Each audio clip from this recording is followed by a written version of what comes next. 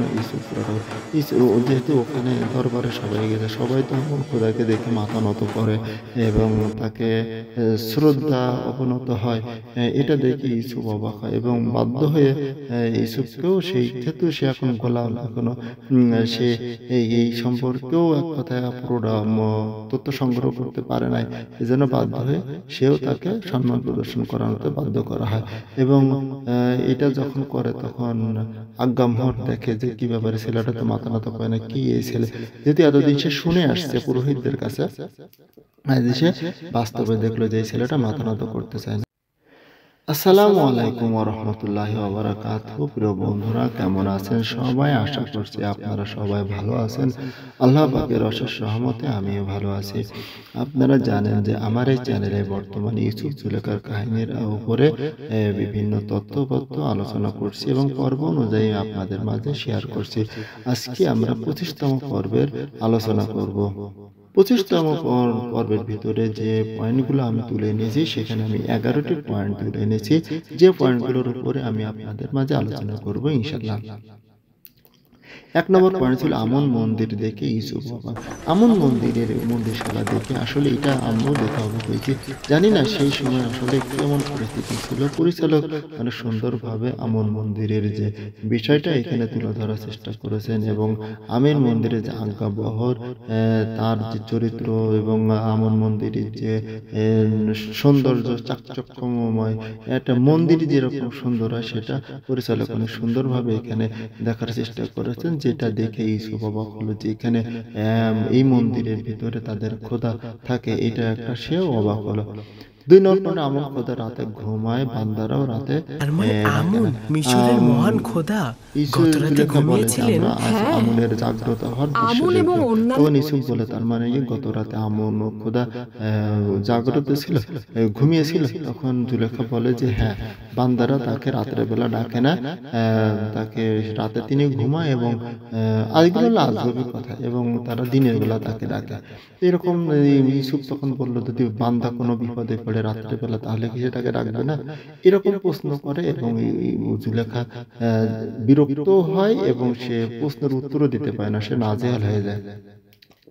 আসলে আল্লাহকে তো এইভাবে ডাকতে না, বান্দা যখনই বিপদে পড়বে, যখনই আপদে পড়বে, তখনই আল্লাহকে ডাকবে। এটাই হলো আল্লাহর নিয়ম, এটা হলো আল্লাহর সুন্নাহ, এটাই হলো বান্দার আল্লাহর কাছে চাওয়ার, এটাই হলো উত্তম পন্থা।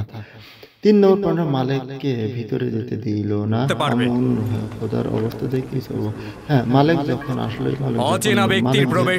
কিন্তু ফিরে যায় না, সে মিশরে রয়ে গেছে, সে ইউসুফকে দেখে ভিতরে যেতে চাইলে তখন কারারক্ষীরা বলবো, ওখানকার রক্ষীরা বললো, যেখানে যারা আমনের অনুসারে তারাই শুধু একমাত্র ভিতরে যেতে পারে, অন্য মানুষ এখানে যেতে পারবে না।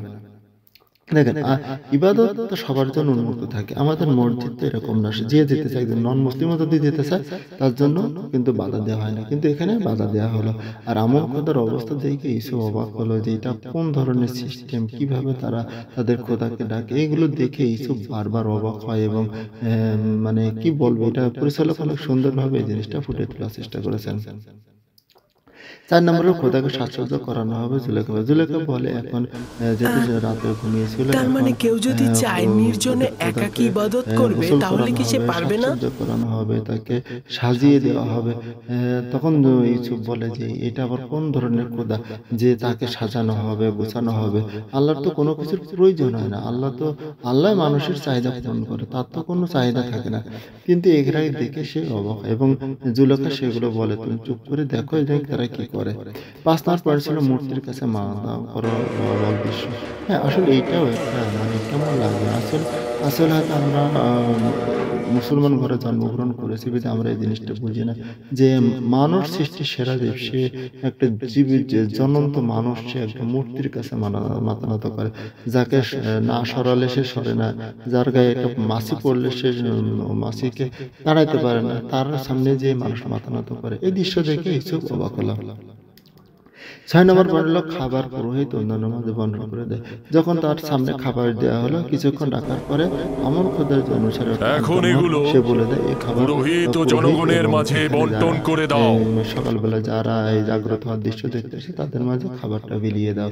এভাবে তাদের মাঝে খাবারটা বিলিয়ে দেয়। 7 নম্বর পয়েন্ট আমল খোদাকে শ্বাসসজ্জ করানোর দৃশ্য। আমলকে এত সুন্দরভাবে গোসল করায়, এক একজন এক একভাবে যায়, কেউ যায় গলায় দেয়, কেউ কাপড় পরিয়ে দেয়, মানে এক এক মানে দৃশ্যটা দেখতে আপনারা অবশ্যই দেখেছেন সেগুলো। আর এখানে বিস্তারিত আমি আর আলোক করতেছি না। 8 নম্বর পয়েন্ট ছিল ইউসুফকে জোর করে সম্মান করানো। ইউসুফ পুরাটা যেহেতু ওখানে দরবারে সবাই তো খোদাকে দেখে মাথা নত করে এবং তাকে শ্রদ্ধা অবনত হয়। এটা দেখে ইউসুফ অবাক হয় এবং বাধ্য হয়ে ইউসুফকেও সেই, যেহেতু সে এখন গোলাম, এখনো সে এই সম্পর্কেও এক কথায় পুরোটা তথ্য সংগ্রহ করতে পারে নাই, এজন্য বাধ্য হয়ে সেও তাকে সম্মান প্রদর্শন করানোতে বাধ্য করা হয়। এবং এটা যখন করে তখন আজ্ঞামহর দেখে যে কি ব্যাপারে, ছেলেটা তো মাথা নত পায় না, কি এই ছেলে, যেহেতু এতদিন সে শুনে আসছে পুরোহিতদের কাছে, আজ সে বাস্তবে দেখলো যে এই ছেলেটা মাথা নত করতে চায় না। 9 নম্বর পয়েন্ট ছিল ইউসুফের ইবাদতকারীগণ তার সোনার অলংকার চুরি করে না? যে খোদা না, রাত্রে ঘুমায়, খাদেম বান্দা যদি ডাকে তাহলে তখন কি হবে? খোদাকে আবার গোসল করানো লাগে নাকি, খোদাকে সাজানো লাগে নাকি? তিনি তো মানুষের চাহিদা পূরণ করে, তার তো কোনো চাহিদা থাকার কথা না, তার তো আলাদা ঘর থাকার কথা না। এটা কোন ধরনের ইবাদত, কোন ধরনের বিষয়? এগুলো বারবার প্রশ্ন করে ওখানে কি এমন কথা বলছিল? অনেক প্রশ্নের উত্তর তুমি কি দিয়ে সে দেখোনি? হাজার হয়ে যায়। না, 10 নম্বর পয়েন্ট ছিল দেখেছি, একটা নবী নিজের ঘর কিন্তু তৈরি করে মিসকিউজ আত্মনাদ করে।